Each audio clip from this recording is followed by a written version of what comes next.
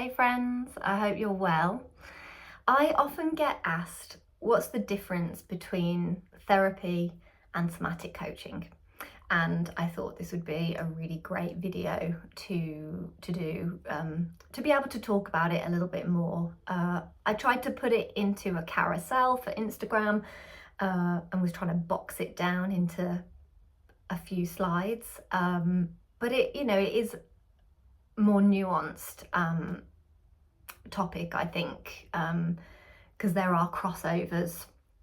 And with this expansion of somatics, lots of different types of therapy, there are, I think, blurred lines.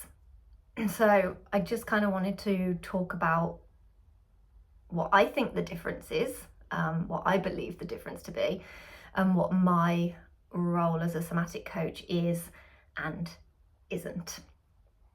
So let's start with therapy. I think more people know about therapy. You've got talk therapy, psychotherapy, but you've also got art therapy, music therapy, drama therapy. Yoga therapy is a separate thing. So again, this is where language can create a lot of blurred lines.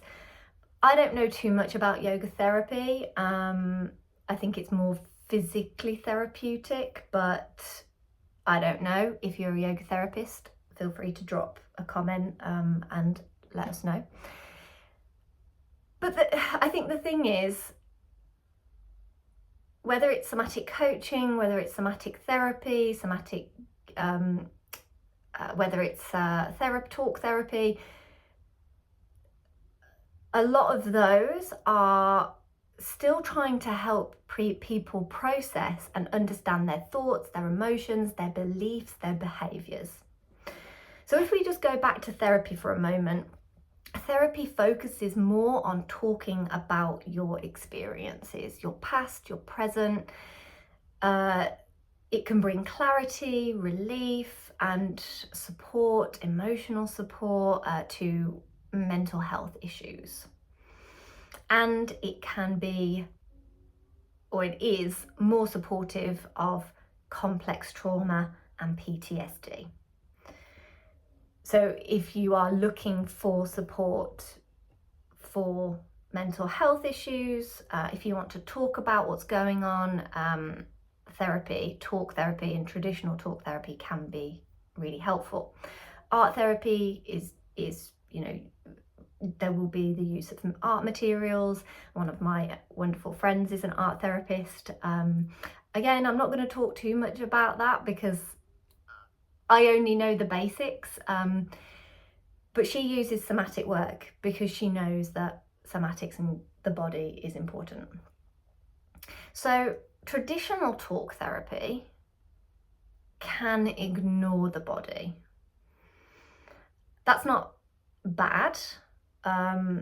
Some people really need talk therapy, and some people come away with more of an understanding, a cognitive understanding of why they feel the way they feel and why they might behave a certain way or have, certain tendencies or coping strategies. And some people will come away feeling like there's something still stuck.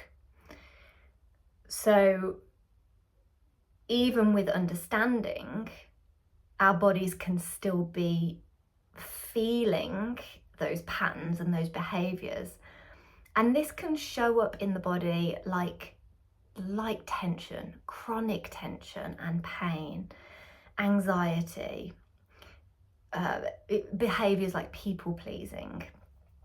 So but on a physical level, it might show up as illness, stress related illness. There can be a lot that shows up in the body, and sometimes talking about it can lessen those feelings and again provide clarity and relief, but doesn't necessarily allow for reprocessing or composting those experiences that might still be in your body. So somatic therapy, I'll just dip into that. Somatic therapy does bring the body in. So it is more like traditional talk therapy, but also brings the body in. So, and somatic therapy would, I think, be more geared towards that complex trauma or PTSD. And that wouldn't come to a somatic coach. If you are kind of having a mental health crisis, you wouldn't necessarily come to me. All of these modalities can work really well together.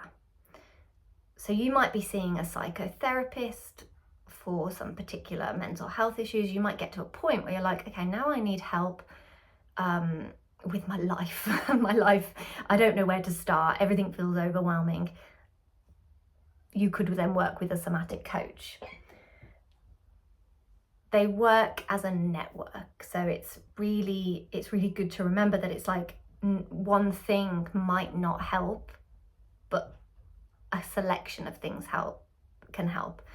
For example, I see a one-to-one client for somatic yoga to help her feel more grounded and comfortable in her body, and we work through movements, but also she sees a physio on the side because there are things going on that need that specific support. So hopefully that makes sense. It's like, it's not just one or the other.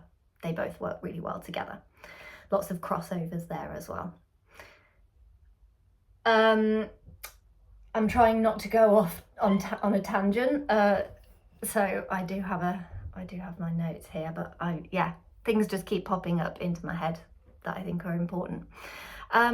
So yeah, they work really well as like an ecosystem for taking care of you.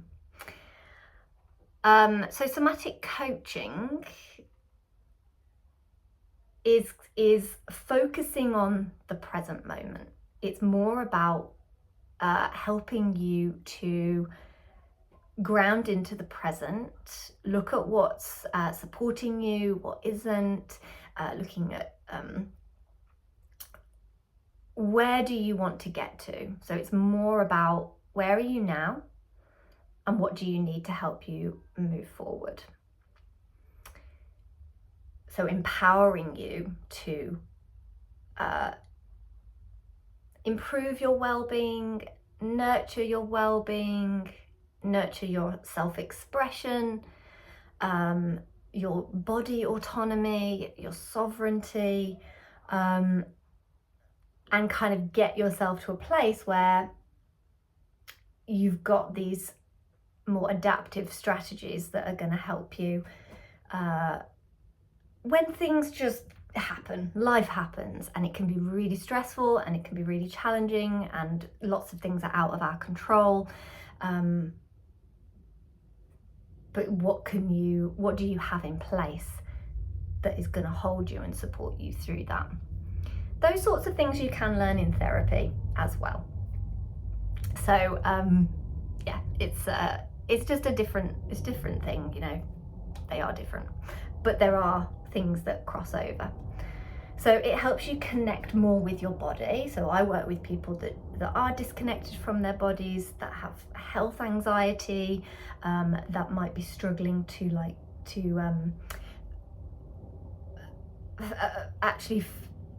something might be stopping them from being able to move. It can help you to connect with your emotions, express your emotions in the way that they need to be expressed. Maybe they haven't been in the past, maybe they haven't been allowed or witnessed, and I can help people with that. And it helps you connect with your inner rhythm. So a lot of us are not in touch with our inner rhythm. We are in touch with society's rhythm. Like the seasons, for example. Many of us are very out of sync with the seasons. So when we get to winter or autumn, winter, we're trying to do lots of stuff and get out there and socialize and keep working, projects, creativity, when actually naturally we should rest more. But again, it's nuanced. There are times where our energy is up, even in autumn and winter, especially if you are a woman or if you have female hormones. That has a big impact as well. So it's kind of getting to know your inner rhythms, your inner seasons, and how they work with the outer seasons, so that you can move forward in your life feeling more whole and grounded and having that autonomy to choose for yourself. So we might end up working through people pleasing or other beliefs, the inner critic, the inner striver. There might be lots of parts of us that come up. And in somatic coaching sessions, we don't dig into the past. So we don't talk about past experiences as such. They might come up, and they will come up, because it's who you are. It's not like, well, this is the present and everything before now doesn't exist. We're not allowed to talk about that. That's not the case. It's about sensing into, well, how are you responding in the present? When you think about that experience, or obviously we all talk about our stories, and that's fine, that's good. We need to do that. What's showing up for you now in the present, and how can we process that now? What needs to happen now that didn't happen then? We create space for your body to express what it is ready to express, what needs to be processed, what needs to be composted through your felt sense, through sensations, through images, through emotions, through movement. And again, this brings a sense of relief, release. It can lessen some tension that might have crept in. It can create deep change from within your physiology. That's not to say that doesn't happen in therapy. So this is why it's a little more nuanced than just this does this and this does that, because there are crossovers. But I think the main thing to remember is that somatic coaching wouldn't necessarily support you through really traumatic, like clinical trauma. It can, but that's out of the remit. It can alongside professional mental health support.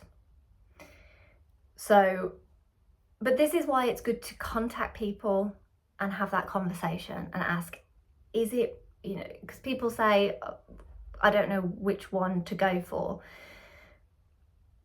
So it's always good to reach out to practitioners, meet with them if you can, if they have a free call, and get to know them and ask your questions. And then the practitioner as well will be able to say, you might benefit from this, or yes, you can work with me.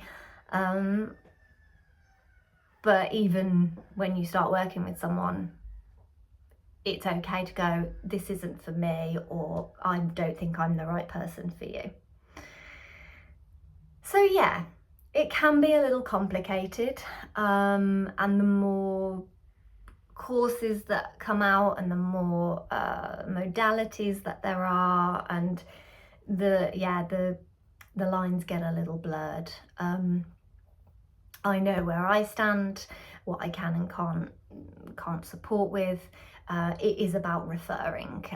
You know, if I feel like I'm not the right person for someone, or if it's out of my remit, I will refer them and make sure that you get to the support that you need, or point you in the right direction at least.